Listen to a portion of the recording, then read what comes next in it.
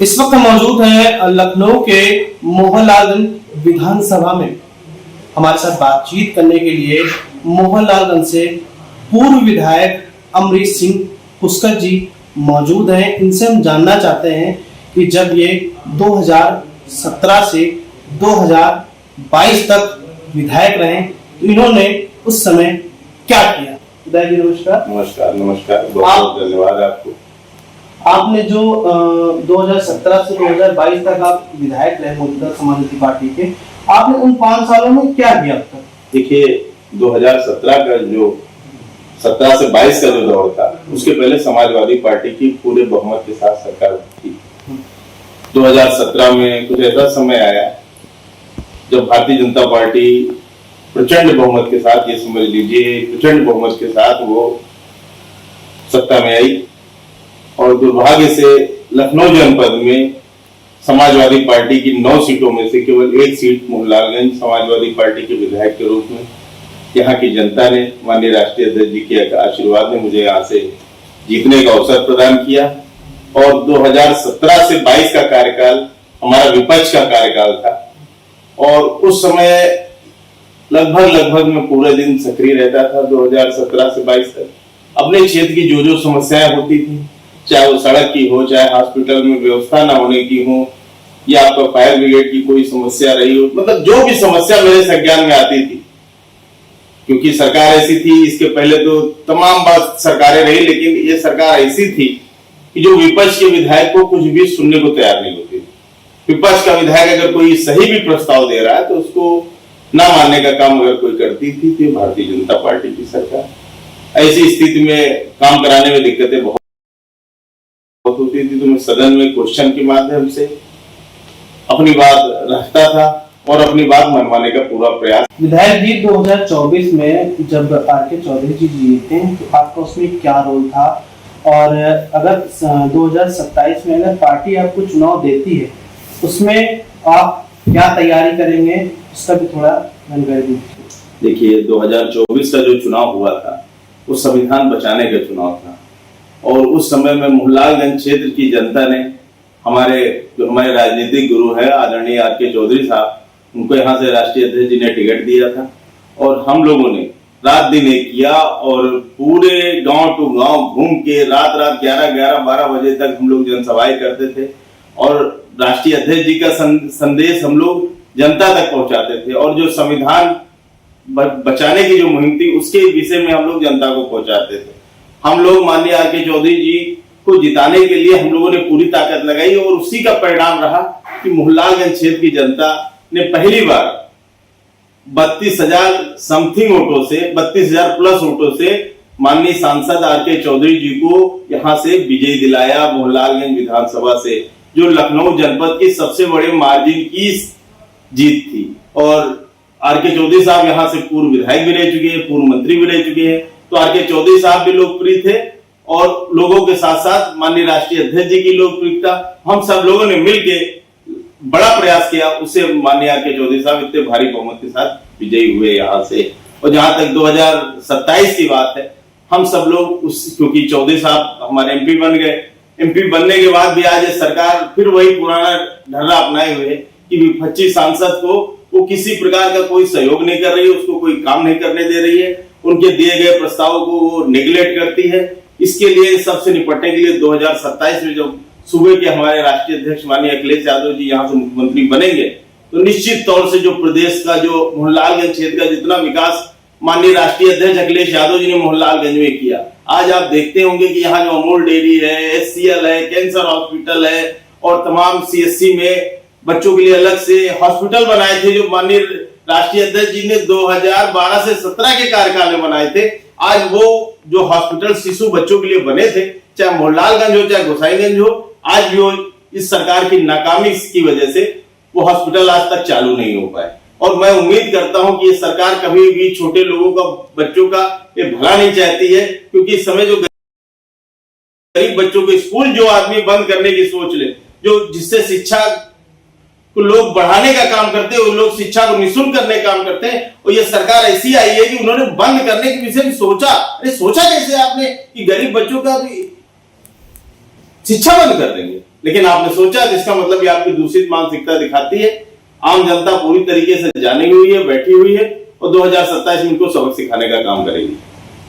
जनता ये भी कहती है कि जब से योगी सरकार बनी है वो जिलों में नाम बदलने का काम कर रही है, कोई भी विकास नहीं कर रही है। इसको लेके क्योंकि ये सरकार नाम बदलने की, ये सरकार के एजेंडे में ही नाम बदल के विकास को अपनाने का एजेंडा है। ये सरकार जितने अभी माननीय राष्ट्रीय अध्यक्ष अखिलेश यादव जी की जो 12 से 17 के कार्य किए हुए कार्य थे उसको भी ये पूरी तरीके से पूरा नहीं कर पाई। और जहां तक योगी जी के विजन है, योगी जी का विजन या भारतीय जनता पार्टी के विजन में कहीं से भी ये नहीं है कि हम लोग जो है विकास करें। उनका केवल मुद्दा होता है नफरत। नफरत आपस में लड़ाओ, भाई भाई को लड़ाओ, हिंदू को मुस्लिम से लड़ाओ, गरीब को अमीर से लड़ाओ, जितने लोग हैं इनको आपस में लड़ाते रहो और जिससे लोग हमारी सरकार बनती रहे। आज 10 साल हो गए, योगी जी ने कोई भी ऐसा बड़ा काम नहीं किया जिससे आम जनता को लगे कि ये सरकार हमारी हितैषी थी। इसके बावजूद हमारे जो राष्ट्रीय अध्यक्ष अखिलेश यादव जी का विजन इतना साफ, मैं बिल्कुल चैलेंज के साथ कहता हूं, मैं दावा करता हूं कि अगर राष्ट्रीय अध्यक्ष जी हमारे अब की मुख्यमंत्री बन गए तो हमारे इस विधानसभा क्षेत्र क्या पूरे उत्तर प्रदेश में शिक्षा की ज्योति जलेगी और गरीब और वंचित समाज के लोगों को उनका हक मिलेगा। जो इस समय आरक्षण पे वार हो रहा है, आरक्षण का वार भी नहीं हो पाएगा इस सरकार की वजह से, और सबको न्याय मिलेगा और सबको काम मिलेगा और बड़े संख्या में लोगों को रोजगार मिलेंगे, बड़ी संख्या में लोगों को नौकरियां मिलेंगी, सरकारी नौकरियां मिलेंगी। ये सब काम 2027 में माननीय अखिलेश यादव जी के बनने पर ही संभव है, क्योंकि इस सरकार के बस की बात नहीं है कि ये और गरीब और मझले लोगों को, छोटे लोगों के विषय में कोई काम करे। 2017 में आपके सामने राम बहादुर जो पूर्व IAS थे वो आपके सामने बसपा से खड़े हुए थे, और किस तरीके से आप देखते हैं, क्या आपके पास परिस्थितियां थी और क्या दिक्कत थी? और आपके सामने पूर्व विधायक RK चौधरी जो गठबंधन के प्रत्याशी थे वो भी आपके सामने खड़े हुए थे। उस समय क्या स्थिति थी और उसके बाद फिर क्या दिक्कत थी? 2022 में समाजवादी पार्टी ने आपका टिकट काट दिया। टिकट काटने के बाद उन्होंने आप पर विश्वास नहीं जताया, ऐसी क्या वजह थी? इसे क्या करा? देखिए 2017 की आप बात कर रहे हैं चुनाव की, चुनाव में सही है उस समय बहुत ही सीनियर वरिष्ठ IAS आदरणीय राम बहादुर साहब हमारे विपक्ष में चुनाव लड़ रहे थे। हमारे राजनीतिक गुरु कह लीजिए माननीय RK चौधरी साहब वो भी जो है यहाँ से चुनाव लड़ रहे थे।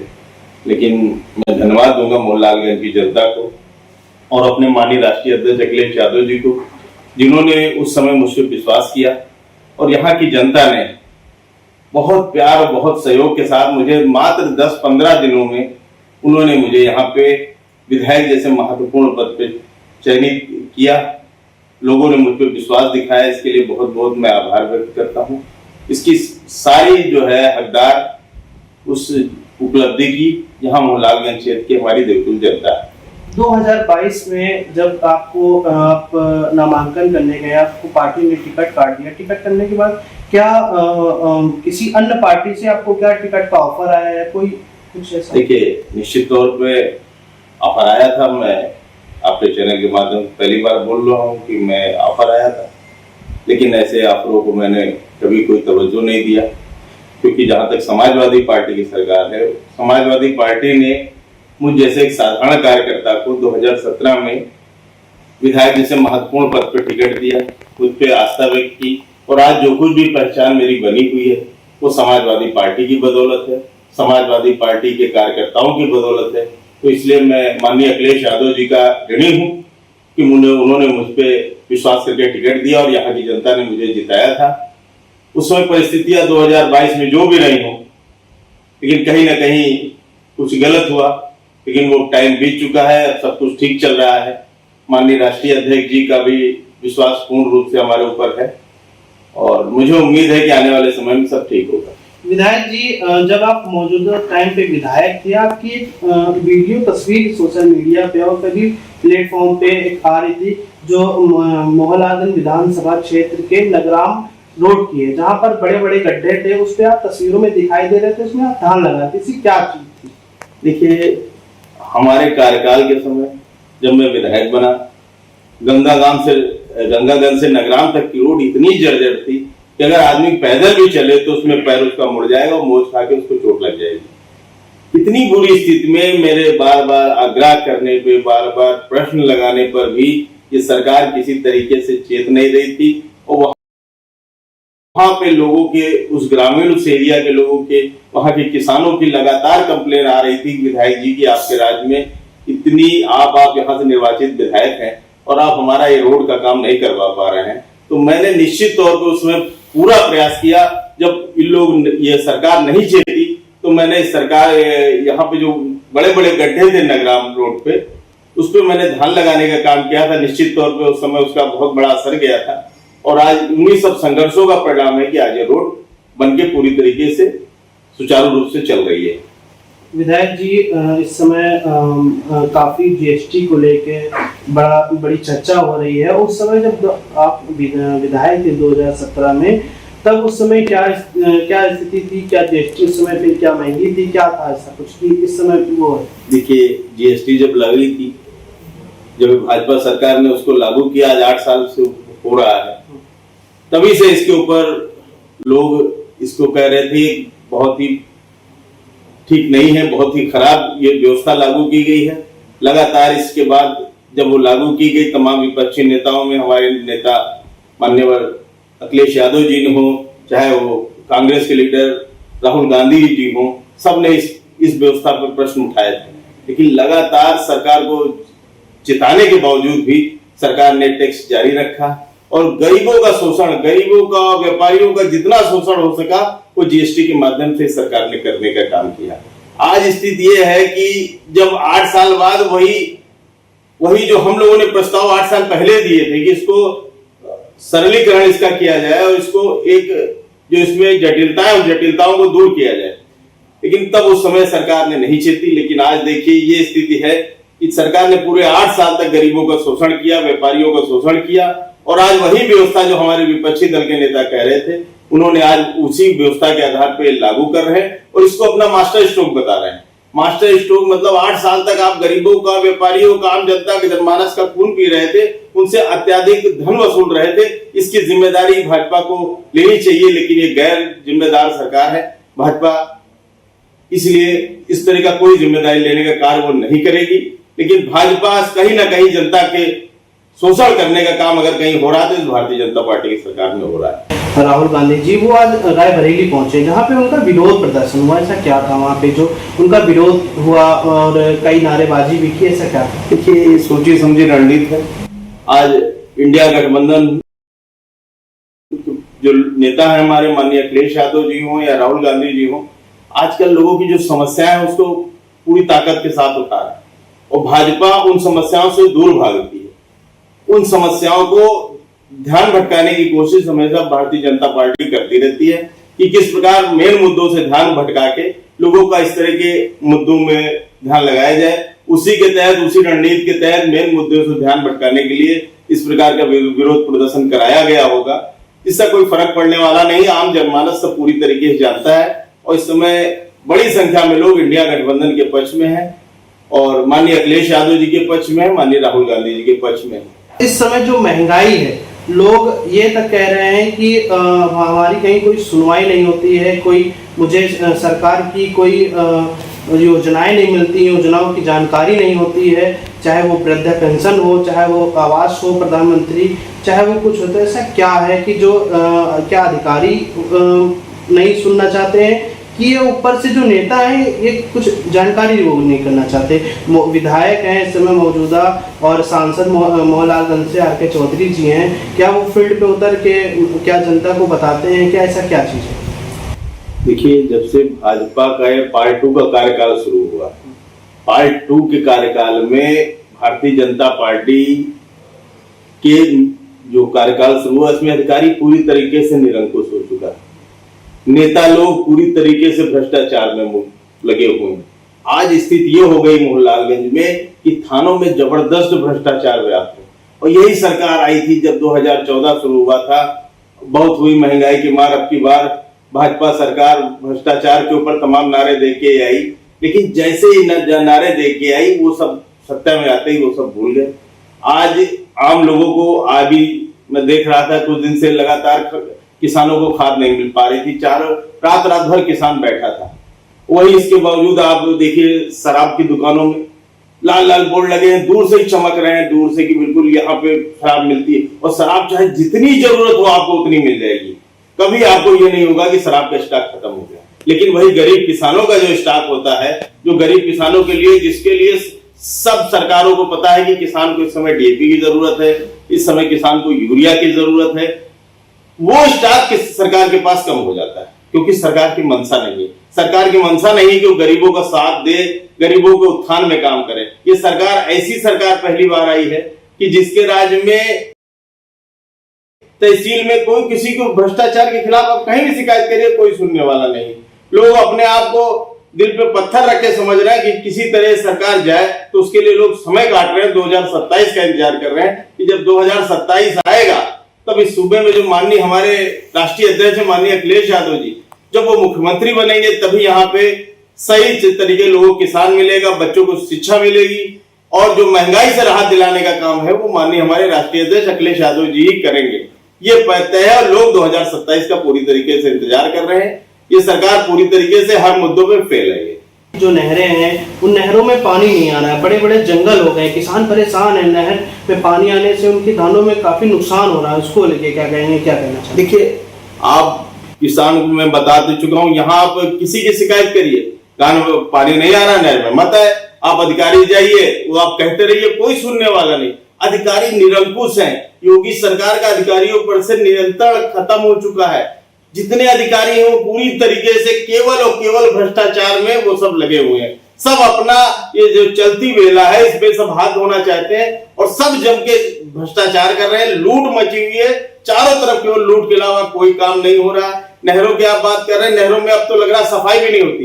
ये तमाम ऐसी हमारे क्षेत्र की नहर है जिसमें टेल तक पानी नहीं जाता, और बीच बीच में वो चौक हो जाती है पूरी तरीके से, लेकिन उसकी सफाई नहीं होती। चाहे जितना आप करें, किसान पीड़ित हो चुका है, किसान दुखी है। उसका इस समस्या का निस्तारण का केवल और केवल एक चारा है 2027 में माननीय अखिलेश यादव जी की सरकार। विधायक जी, आप राजनीति में कब आए, कब आपने गरीबों को उनको आप उनकी आवाज उठाए, कब, क्या आप उस समय क्या राजनीति में है, तो क्या उस समय भी आप वकालत कर रहे थे, क्या वकील उस समय थे आप? देखिए, मैं पेशे से एक वकील था, साधारण परिवार से जन्मा हूँ। कोई बहुत बड़े, मेरे पिताजी एक छोटे पद पे अधिकारी थे भारतीय संचार निगम दूरसंचार में, और मैं साधारण परिवार से हूँ। मोहनलालगंज तहसील में बैठ के वकालत करता था। लेकिन उस समय भी मेरा शौक रहता था कि मैं किस प्रकार जो गरीब लोग आए उनको न्याय दिलाऊं, और सस्ते से सस्ते पैसे में या कम से कम पैसे में उनका धन ना दुरुपयोग हो और उनको न्याय मिल जाए। मैं ये काम जब से वकालत में आया, मैं 98 का मेरा रजिस्ट्रेशन है, 98 से मैं वकालत कर रहा हूँ। आज 25-25 साल करीब मुझे हो चुके हैं, और तब भी उसी की छवि थी कि मेरे उस समय भी लोग मेरे से बहुत मिलने आते थे, और पूरा विधानसभा के क्षेत्र के लोग मुझसे जुड़े थे। वकालत के तहत ही मैं जो हूँ इस लाइन में आया, सेवा के भाव से आया हूँ मैं, और किसी भाव से नहीं आया। और 2017 में हमारी पत्नी मोहनलालगंज ब्लॉक से ब्लॉक प्रमुख बनी थी, और 2016 में, और मैं उसी के बाद चाहे जिस प्रकार मेरी लोकप्रियता हो या जिस प्रकार का भी माहौल रहा हो, माननीय अखिलेश यादव जी ने वो देख कर 2017 में मुझे टिकट देने का काम किया, और यहाँ की जनता ने मुझे विधायक बनाने का काम किया था। मैं वकालत हूँ, खेती का काम करता हूँ, और मेरा शौक है गरीबों की समस्याओं का निस्तारण कराना। उनकी समस्या जो भी मेरे स्तर में आती है, मैं उसको निपटाने का पूरा प्रयास करता हूँ। विधायक जी, क्या 2027 में क्या फिर पार्टी आप पर विश्वास जताएगी क्या? देखिए, मैं कर्म करने पे विश्वास रखता हूँ। हम जनता के बीच में जाते हैं, जनता हमको चाहती है, हम जनता को चाहते हैं, और निश्चित तौर पे जनता की जो इच्छा है, मैं समझता हूं कि ये इच्छा हमारे माननीय राष्ट्रीय अध्यक्ष तक जी अखिलेश यादव जी तक पहुंचेगी, और निश्चित तौर से मुझे पूर्ण विश्वास है कि 2027 में पार्टी मुझ पे भरोसा करेगी, और यहाँ से मुझे पुनः टिकट देने का काम करेगी। इस वक्त हमारे साथ बातचीत करने के लिए मोहनलालगंज से विधायक अमरीश सिंह पुष्कर जी थे, जो उन्होंने अपनी पूरी दास्तां बताई, पूरी कहानी बताई, और पूरी जानकारी साझा की। लखनऊ से अंकित यादव, टुडे एक्सप्रेस।